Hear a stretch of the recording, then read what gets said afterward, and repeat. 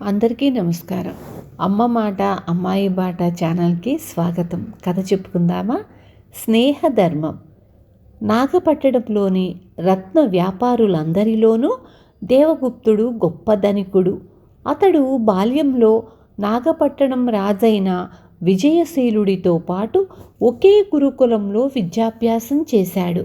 ఆ కారణం వల్ల విజయశీలుడు రాజయ్యాక కూడా దేవగుప్తుడు ఆయనతో గాఢమైన స్నేహ సంబంధాలు కలిగి ఉండేవాడు.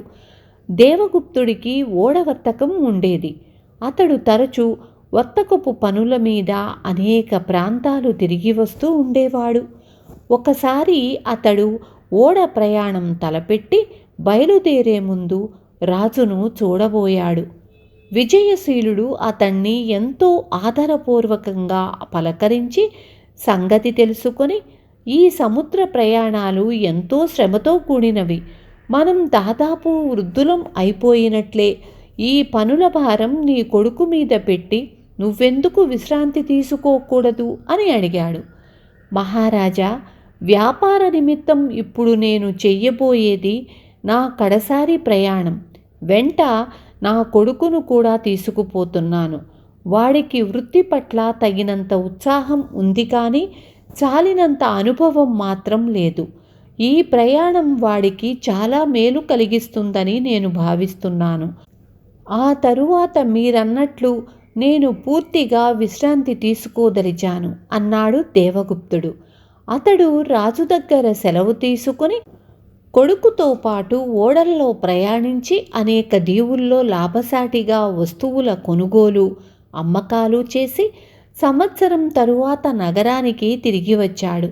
ఈ మధ్యకాలంలో రాజు విజయశీలుడు మరణించి ఆయన కొడుకు జయశీలుడు రాజయ్యాడు. దేవగుప్తుడు తన బాల్యమిత్రుడైన రాజు మరణానికి చాలా విచారించాడు.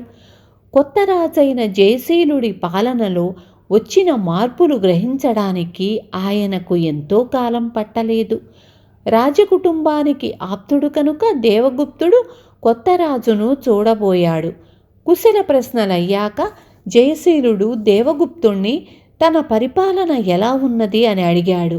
దానికి దేవగుప్తుడు, చాలా బాగుంది. కొద్దిమంది రాజోద్యోగుల పుణ్యమా అని వ్యాపారస్తులు మీ తండ్రి గారి కాలంలో 1 దీనారం మాత్రమే లాభార్జించగలిగిన సరుకుపై సైతం ఇప్పుడు 10 దీనారాలు ఆర్జించగలుగుతున్నారు. రక్షక భటులకు ఆ కాలంలో నేరస్తులు మాత్రమే భయపడేవారు. ఇప్పుడు పౌరులంతా వాళ్ళంటే భయకంపితులవుతున్నారు. ఇక ఆనాడు దైవ దర్శనానికే ముడుపు చెల్లించి మా పిసినారితనాన్ని చాటుకున్నాము. కానీ నేడు రాజుకు దైవానికి తేడా లేదని ప్రజలు నమ్మించడంలో మీ ద్వారపాలకులు విజయం సాధించారు అన్నాడు. ఈ జవాబుతో జయశీలుడికి రాజోద్యోగులు వ్యాపారుల నుంచి లంచాలు గుంజుతున్నారని, రక్షక భటులు ప్రజలను పీడిస్తున్నారని, తనను చూడవచ్చిన వారి దగ్గర ద్వారపాలకులు మామూళ్ళు వసూలు చేస్తున్నారని అర్థమయ్యింది. ఆయన దేవగుప్తుడికి తన కృతజ్ఞతలు చెప్పుకొని నెల తిరగకుండానే అవినీతి పరులను ఉద్యోగాల నుంచి తొలగించి ప్రజల అభిమానం చూరగొన్నాడు. దేవగుప్తుడు రాజకుటుంబంతో తనకు గల స్నేహధర్మం నెరవేరినందుకు చాలా సంతోషించాడు. విన్నారు కదా? రేపు మళ్ళీ ఇంకొక మంచి కథతో మీ ముందుకొస్తాను.